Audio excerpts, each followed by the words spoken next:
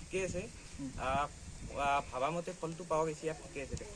কিমান সময় পঢ়িছিলে প্ৰতিদিনে কিমান সময় পঢ়িছিলে মোৰ এনে মোৰ হিচাপ চিচাপ নাই পঢ়া যেতিয়া ভাল লাগে পঢ়া যায়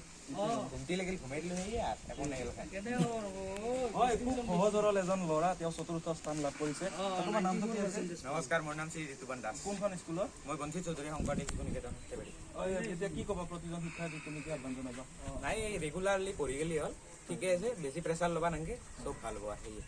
হয় মোৰ লগত তেখেত পিতৃ আছে পিতৃ হিচাপে আপুনি আজি গৌৰৱান্বিত আপোনাৰ ল'ৰা চতুৰ্থ স্থান লাভ কৰিছে আৰু প্ৰথম খবৰত আমি পোনপটীয়া সম্প্ৰচাৰত দেখুৱাই আছো ৰাইজৰ উদ্দেশ্যে আপুনি কি ক'ব এই অঞ্চলটোৰ বাবে গৌৰৱ কঢ়িয়াই অনা তাৰ মই নথৈ আনন্দিত হৈছোঁ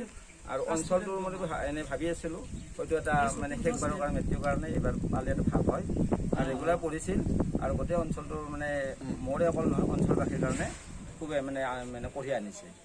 হয় নিশ্চিতভাৱে ক'ব লাগিব যে আমি প্ৰথম খবৰত আমি ৰাতিপুৱাৰ ভাগৰ পৰাই দেখুৱাই আছোঁ যি 10 বজাৰ লগে লগে হাইস্কুল শিক্ষান্ত পৰীক্ষা যি ৰিজাল্ট ফলাফল ঘোষণা কৰিছিল তেতিয়াৰ পৰা আমি প্ৰথম খবৰত দেখুৱাই আছোঁ আৰু কাহিল্প নগৰী সৰ্থেবাৰীতো বাট পৰিজনে মোৰ লগতে আৰু কি বিষয় আছে আপোনাৰ কাষলৈ আহিছে আপোনাৰ ভাইটি হয় কি ক'ব খুব ভালে লাগিছে সৰ্থেবাৰী গৌৰৱ তেওঁক আমি সৰুৰ পৰা পাইছোঁ আৰু যথেষ্ট ভালকৈ পঢ়া শুনা কৰে আৰু ইমান ধুনীয়া এটা ফলাফল আনি এই অঞ্চললৈ গৌৰৱ কঢ়িয়াৰ কাৰণে আমি নথৈ আনন্দিত আৰু এনেকৈ ইয়াৰ এই অঞ্চলৰ সকলোখিনি ল'ৰা ছোৱালী এনেকৈ আগুৱাই যাওক ভালদৰে পঢ়া শুনা কৰক আমাৰ এই ঠাইখিনি গৌৰৱ সদায় অক্ষুণ্ণ ৰাখক এইখিনি হয় নিশ্চিতভাৱে ক'ব লাগিব যে সৰ্থেবাৰী কাহিল্প নগৰীৰ আমি শংকৰদেৱৰ আমি দেখুৱালোঁ কিন্তু পৰৱৰ্তী সময়ত আমি নলবাৰীৰো 7 গৰাকীকৈ লোক স্থান দখল কৰিবলৈ সক্ষম হৈছে পৰৱৰ্তী সময়ত আমি নলবাৰীৰ পৰিৱেশো আমি দেখুৱাম নলবাৰী যাব লাগে